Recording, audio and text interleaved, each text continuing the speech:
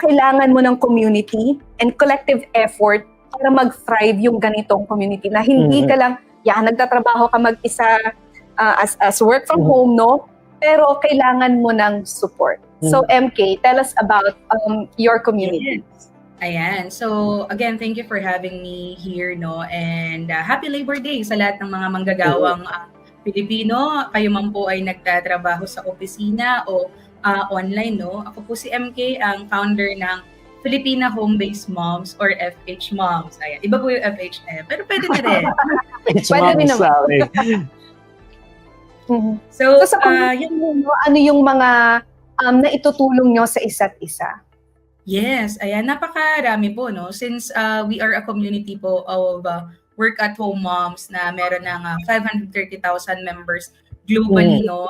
Na nag-work, no, for international clients, meron rin namang mga local na clients. Very important yung support, no? Kagaya nga ng sinabi ni Sir Leo about sa paghahanda sa ating application, pati na interview, no?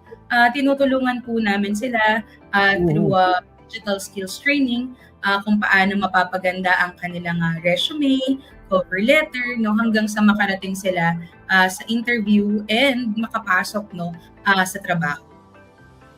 Napakaganda, no? Isang community talaga sila dyan. May support system.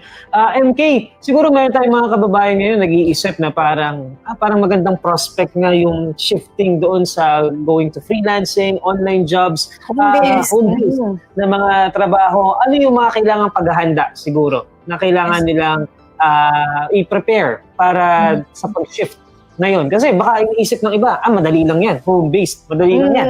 Pero meron for sure, may mga challenges din kayong kinakaharap dyan as home-based freelance workers. So ano yung mga kailangan paghandaan, MK?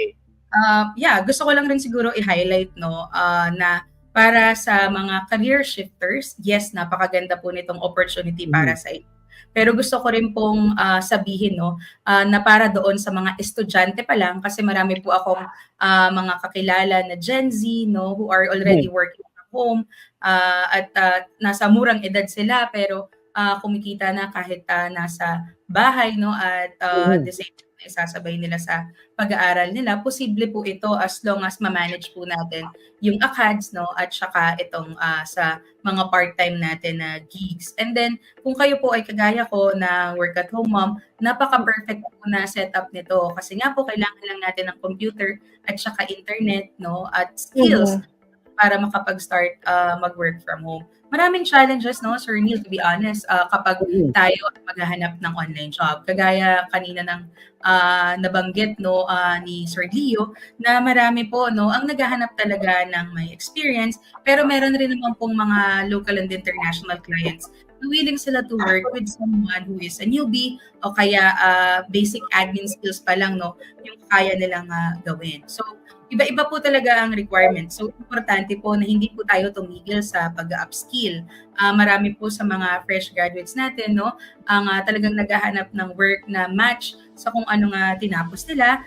Pero always remember na nag-i-evolve ang iba't ibang mga trabaho. Kaya importante mag-catch tayo. At nabanggit rin ni Ms. Jack kanina yung about sa AI. Yan, oo. Ay, May, nagpapakamusta sa'yo. May fan ka online, MK, si Cassandra Forteza, watching from Negros Occidental. Ayan.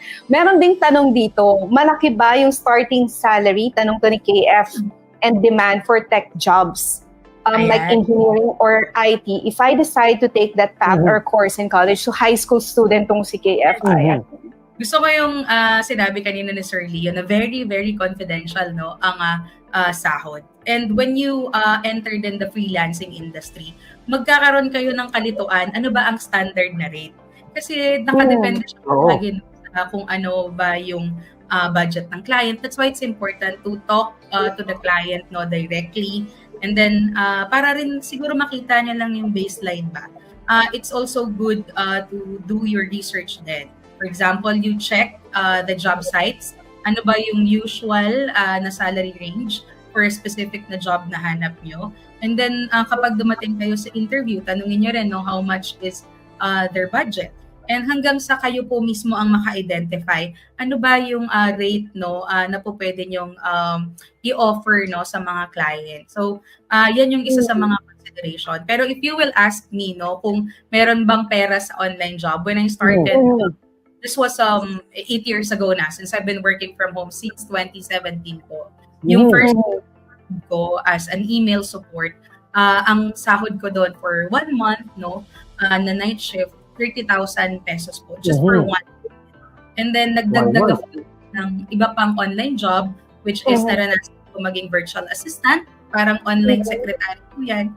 And then naranasan ko din maging social media manager, which I believe common yan, lalo na sa mga Gen Z, yan yung pinaka easiest way to enter the freelancing industry. So, I'm doing multiple jobs no for multiple clients. Sinasabay-sabay ko po siya and all that.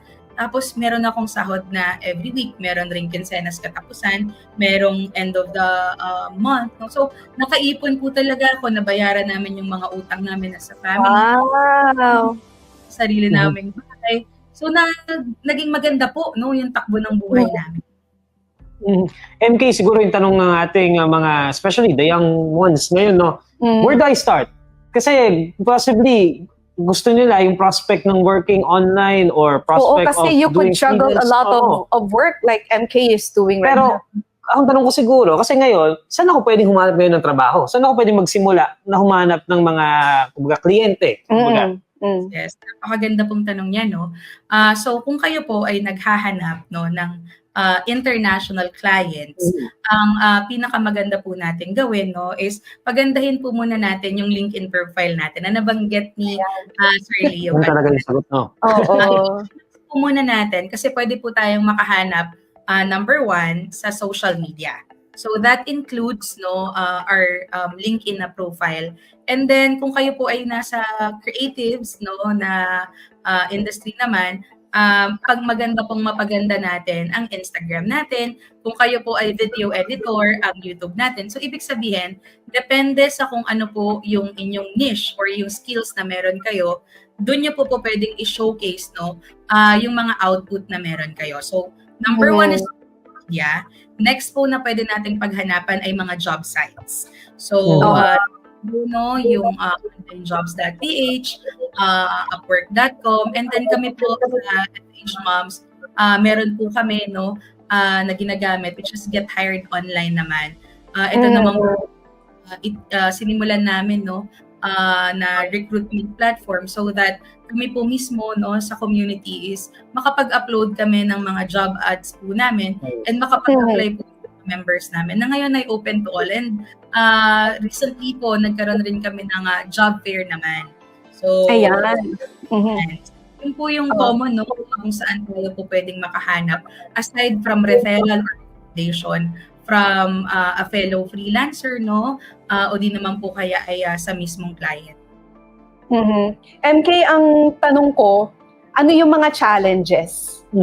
Kasi ang dreamy na, ang dami mong pwedeng paghanapan ng trabaho, pwede kang gumawa, portfolio mo na yung online mo lalo na sa young generation ngayon. Dati, sa dyaryo pa ako naghahanap ng trabaho. Anong portfolio ko? Biodata that time.